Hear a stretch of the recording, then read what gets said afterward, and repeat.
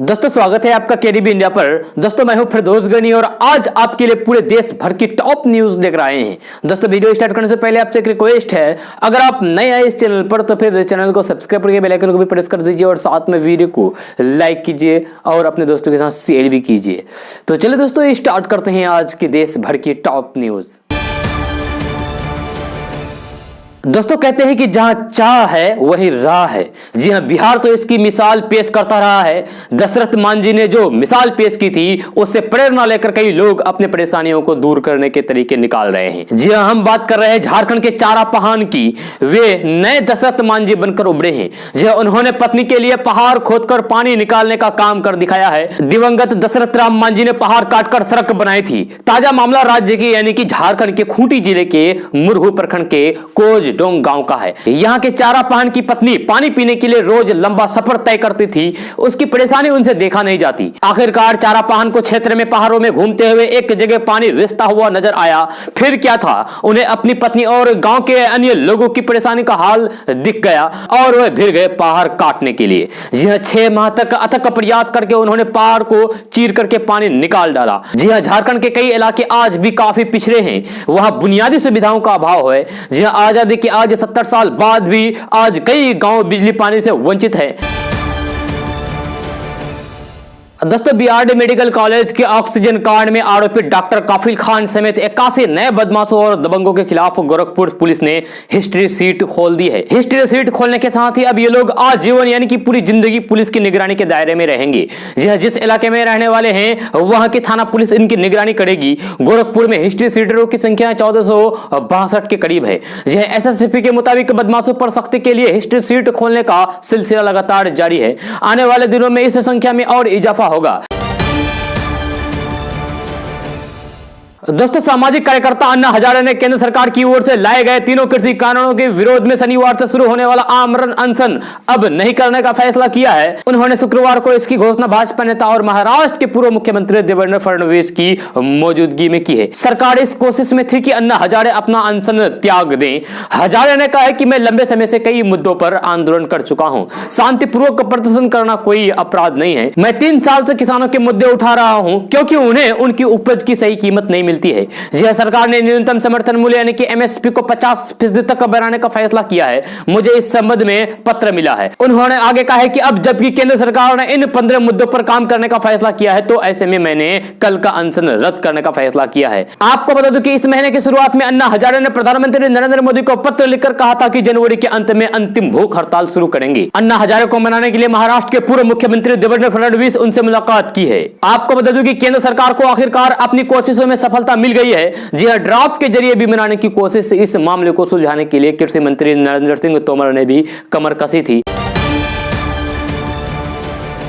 दोस्तों किसान नेता राकेश टिकैत का कहना है कि कृषि कानूनों पर सरकार झुक नहीं रही है। उनका कहना है कि बीजेपी से उन्हें काफी उम्मीद थी। बेशक उनकी पत्नी ने किसी और को वोट दिया था लेकिन उन्होंने बीजेपी को ही वोट दिया था। राकेश टिकैत ने खुद कहा है कि मैं बीजेपी को ही वोट दिया हूं। राकेश टिकैत ने शुक्रवार को गाजीपुर बॉर्डर पर किसानों को संबोधित किया। जी हां, राकेश टिकैत ने मंच से कहा है कि 40 सेकंड में हमारा आंदोलन फिर से शुरू हो गया। उन्होंने कहा है कि बीते दिन दंगे से भी खतरनाक स्थिति थी। बीजेपी के ही लोगों ने आंदोलन में किसानों की मदद की। राकेश टिकैत ने कहा कि हमारा आंदोलन शांतिपूर्वक जारी रहेगा। राकेश टिकैत ने बृहस्पतिवार को ऐलान किया है कि देश का किसान सीने पर गोली खाएगा पर पीछे नहीं हटेगा। उन्होंने यह धमकी भी दी है कि तीनों कृषि कानून अगर वापस नहीं लिया गया तो वे इस दुनिया को नहीं रहेंगे। लेकिन धरना स्थल खाली नहीं करेंगे। उनके इस तेवर ने लोगों को नामी किसान नेता महेंद्र सिंह टिकैत की याद दिला दी। जी हां, राकेश टिकैत ही उनके बेटे हैं। उनके पिता ने अपने तेवरों से कई बार सरकार को झुकने पर मजबूर कर दिया। दोस्तों कृषि कानूनों को लेकर सत्याग्रह कर रहे किसानों ने सरकार को चेताया है कि जितनी आंदोलन से छेड़छाड़ होगी उतने ही उनका कारवां बढ़ेगा। उन्होंने कहा है कि जनता अब समझ चुकी है कि भाजपा और आरएसएस मिलकर षड्यंत्र रच रहे हैं। यह हरकत करने से सरकार बाज आए। उन्होंने कहा है कि राकेश टिकैत ने जिस मजबूती के साथ सरकार के हट करने का मुकाबला किया है उसका नतीजा आज सरकार ने देख लिया होगा। पहले से कई गुना ज्यादा किसान वहां एकत्रित हो गए हैं। इसी तरीके से जहां जहां सरकार छेड़छाड़ करेगी वहां वहां ऐसा ही हाल होना तय है। इसीलिए बेहतर होगा कि सरकार जिद छोड़कर 3 काले कानून को वापस ले लें और किसानों की मांग को पूरा करें। जी हां, उन्होंने विशेष रूप से हरियाणा के किसानों का आभार जताया है कि जिस तरीके का बेर फैलाने की कोशिश भाजपा ने की थी वे उसे समझ गए और फिर आज हरियाणा के किसान कंधे से कंधा मिलाकर हर बॉर्डर पर लौट आए हैं। जी हां, किसान नेता डॉक्टर दर्शना पाल ने कहा है कि इंटरनेट बंद कर देना, पानी और बिजली बंद करके सरकार की बौखलाहट का नतीजा है। सरकार यह हरकत छोड़ दे, नहीं तो फिर किसान इसके खिलाफ भी सड़कों पर उतर सकते हैं। जी हां, उन्होंने दिल्ली में आरएसएस और फिर भाजपा सदस्यों द्वारा गुरुद्वारे के बाहर किए गए प्रदर्शन की निंदा की और कहा कि देश को जातीय आधार पर बांटना बंद करे। यह देश हर हिंदुस्तानी का है, सिख और हिंदू एक ही हैं। दोस्तों, दिल्ली के गाजीपुर बॉर्डर में कृषि कानूनों के खिलाफ धरने पर बैठे किसानों को बलपूर्वक हटाने की कोशिश सरकार को भारी पड़ सकती है।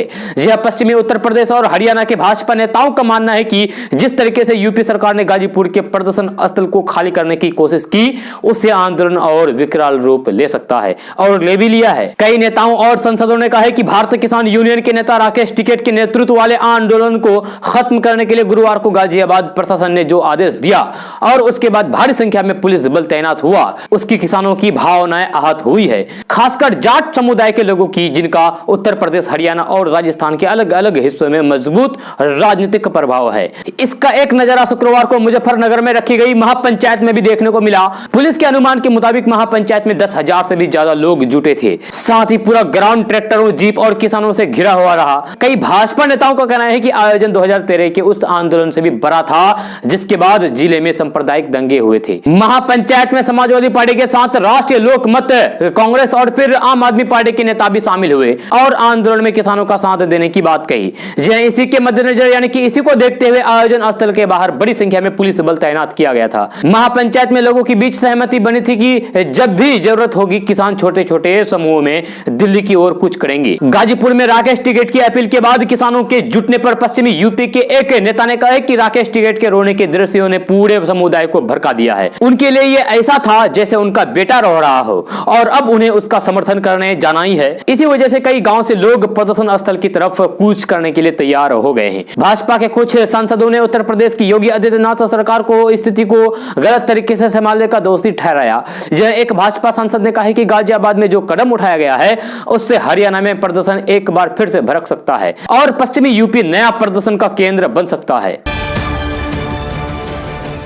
दोस्तों, राष्ट्रपिता महात्मा गांधी के पुण्यतिथि के मौके पर बिहार के राज्यपाल फागू चौहान और मुख्यमंत्री नीतीश कुमार कल राजधानी पटना में स्थित गांधी घाट पहुंचे। यहां आयोजित राजकीय समारोह में बापू को श्रद्धांजलि अर्पित की गई। इधर दिल्ली राजघाट पहुंचकर राष्ट्रपति रामनाथ कोविंद और प्रधानमंत्री नरेंद्र मोदी ने बापू को श्रद्धांजलि अर्पित की। इससे पहले प्रधानमंत्री नरेंद्र मोदी ने ट्विटर पर ट्वीट के जरिए बापू को याद किया था। उन्होंने लिखा था कि बापू की पुण्यतिथि पर उनको नमन। बापू के विचार करोड़ों लोगों को प्रेरित करते रहेंगे। मैं इस मौके पर भारत के स्वतंत्रता के लिए अपने प्राण देने वाले तमाम स्वतंत्रता सेनानियों को नमन करता हूं। दोस्तों, एमआईएम के अध्यक्ष और हैदराबाद के सांसद असदुद्दीन ओवैसी ने संसद के बजट सत्र से पहले दिल्ली में लोकसभा अध्यक्ष ओम बिरला द्वारा बुलाई गई सर्वदलीय बैठक में हिस्सा लिया।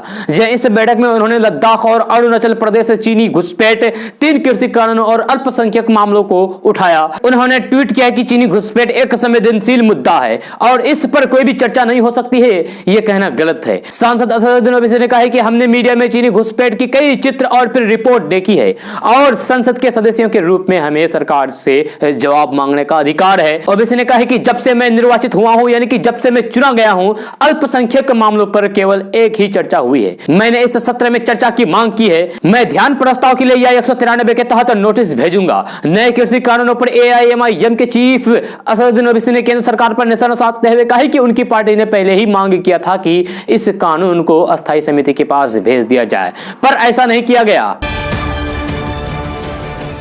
दोस्तों, झारखंड के वित्त मंत्री रामेश्वर उरांव ने कहा है कि रांची की जमीन दूसरे लोगों के हाथों में चली गई है। रांची में बिहार के लोग भर गए हैं, यहां मरवाड़ी लोग बस गए हैं, आदिवासी कमजोर हो गए हैं, इस कारण उनका शोषण हो रहा है। जहां वे शुक्रवार को प्रेस क्लब में आयोजित महुआ कॉन्फ्रेंस को मुख्य अतिथि के तौर पर संबोधित कर रहे थे। उन्होंने कहा कि कभी रांची में आदिवासियों का निवास हुआ करता था। शहर के अंदर बसे कई प्रमुख टोला बस्ती समेत कई इलाकों का नाम उन्हीं के द्वारा दिया गया है। वे इलाका और उसका नाम तो है, लेकिन अब वहां आदिवासी नहीं रहते हैं। झारखंड में आदिवासी की कमजोर होने की वजह से आदिवासियों का शोषण हो रहा है। जनजातीय समुदाय व्यवस्था समाप्त हो रही है। शहरों से आदिवासी हटाए जा रहे हैं। शहरीकरण में आदिवासी कमजोर हो गए हैं। सरकार के स्तर से आदिवासी की मदद के लिए प्रयास हो रहा है। दोस्तों, शुक्रवार के दिन मुजफ्फरनगर में जाट महापंचायत बुलाई गई थी। जहां इस पंचायत में किसान आंदोलन को समर्थन देने को लेकर फैसला किया गया। जहां इस पंचायत में 10,000 से भी अधिक किसान पहुंचे थे। इस महापंचायत में हरियाणा के जाट किसान भी शामिल हुए। आपको बता दूं कि ये किसान अब गाजीपुर बॉर्डर की तरफ किसान आंदोलन और राकेश टिकैत के समर्थन में बढ़ रहे हैं। जी ऐसे में जाटों का इस आंदोलन में कूदना और दिल्ली की तरफ बढ़ना भाजपा की मुश्किल बढ़ा सकती है। जी साथ ही आपको यह भी बता दूं कि किसान आंदोलन जो कि कमजोर पड़ता दिखाई दे रहा था, वह अचानक ही राकेश टिकैत के आंसुओं के निकलने के बाद अचानक से बेहद मजबूत हो चला है। जी हां, भाजपा के लिए यह चिंता की बात हो सकती है, क्योंकि जाटों का इस आंदोलन में कूदना राजनीतिक नुकसान का सबब बन सकता है। आपको बता दूं कि जाट समुदाय हरियाणा के हो या फिर पश्चिमी उत्तर प्रदेश, भाजपा का इन क्षेत्र में खुलकर समर्थन करती है।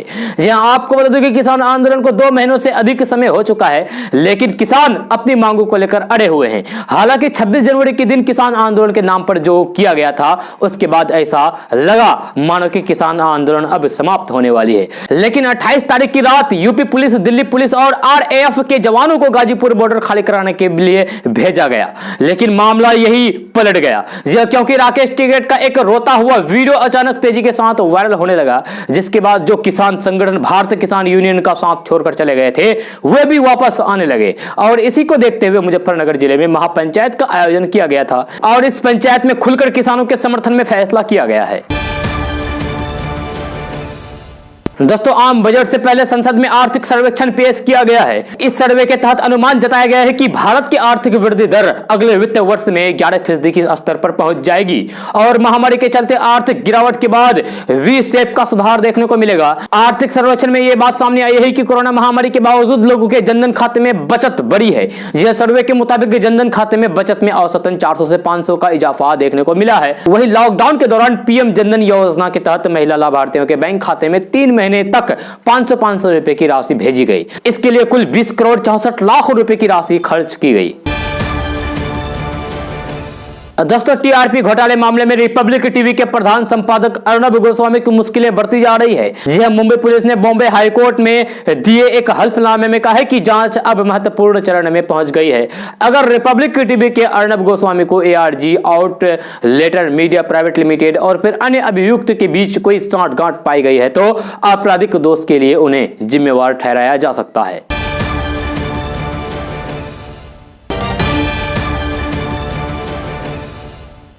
दोस्तों, आज का न्यूज बस यहां तक। कैसा लगा जरूर अपना सुझाव दीजिएगा नीचे कमेंट बॉक्स में कमेंट करके।